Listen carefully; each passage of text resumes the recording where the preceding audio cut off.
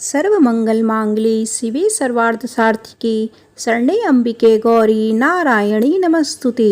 प्रेम से बोलो जय माता दी। नमस्कार दोस्तों, आइए सुनते हैं नवरात्रि के 9वें दिन माँ सिद्धिदात्री की व्रत कथा और पूजन विधि। ओम देवी सिद्धिदात्रै नमः।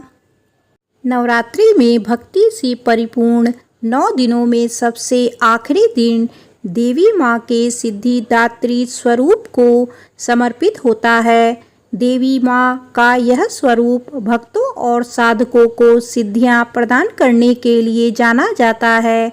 आइए जानते हैं देवी सिद्धिदात्री का स्वरूप। कमल पुष्प पर विराजमान माँ सिद्धिदात्री की 4 भुजाएं हैं और उनका वाहन सिंह है।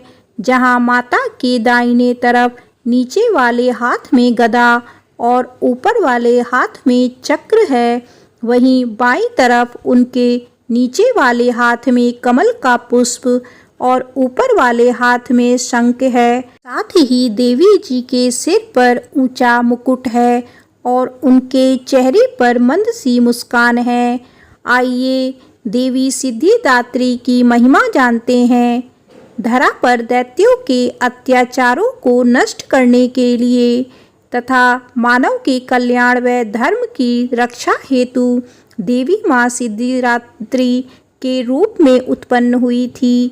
यह देवी सर्व सिद्धियाँ प्रदान करने वाली देवी है। उपासक या भक्त पर इनकी कृपा से कठिन कार्य भी आसानी से संभव व सिद्ध हो जाते हैं।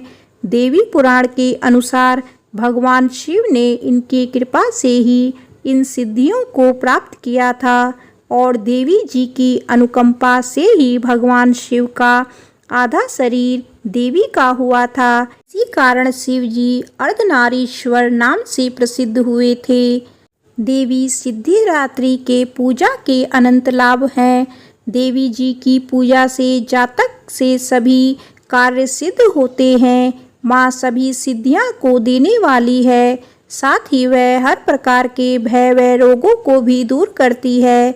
देवी जी अपने भक्तों के जीवन को और भी सुखद बनाने के रास्ते प्रदान करती है। माँ की परम कृपा से भक्तों को मोक्ष भी प्राप्त होता है।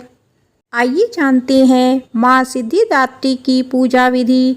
सबसे पहले माँ की तस्वीर या मूर्ति रखें, फिर माँ की आरती और हवन करना चाहिए। इस तिथि को विशेष हवन किया जाता है। हवन से पूर्व सभी देवी देवताओं एवं माता की पूजा कर लेनी चाहिए। हवन करते वक्त सभी देवी देवताओं के नाम से हवि यानी आहुति देनी चाहिए। बाद में माता के नाम से आहुति देनी चाहिए। दुर्गा सप्तशती के सभी श्लोक मंत्र रूप हैं, अतः सप्तशती के सभी श्लोक के साथ आहुति दी जा सकती है। देवी के बीज मंत्र ओम ह्रीं क्लीं चामुंडाय विच्चे नमो नमः से कम 108 बार आहुति दें। सिद्धिदात्री माँ के कृपा पात्र भक्त के भीतर ऐसी कोई कामना शेष बचती ही नहीं है जिसे वे पूर्ण करना चाहें। वह सभी सांसारिक इच्छाओं, आवश्यकताओं और स्पृहाओं से ऊपर उठकर मानसिक रूप से माँ भगवती के दिव्य लोकों में विचरण करता हुआ उनके कृपा रस पीयूष का निरंतर पान करता हुआ विषय भोग शून्य हो जाता है। माँ भगवती का परम सात्रित्य ही उसका सर्वस्व हो जाता है। इस परम पद को पाने के बाद उसे अन्य किसी भी वस्तु की आवश्यकता नहीं रह जाती है। माँ के चरणों का यह सादृश्य प्राप्त करने के लिए हमें निरंतर नियम निष्ठ रहकर उनकी उपासना करनी चाहिए। माँ भगवती का स्मरण ध्यान पूजन हमें इस संसार की असारता का बोध कराते हुए वास्तविक परम शांतिदायक अमृत पद की ओर ले जाने वाला है। पूजा के बाद ओम ह्रीं क्लीं चामुंडाय विच्चे का मंत्र का जाप अवश्य करना चाहिए।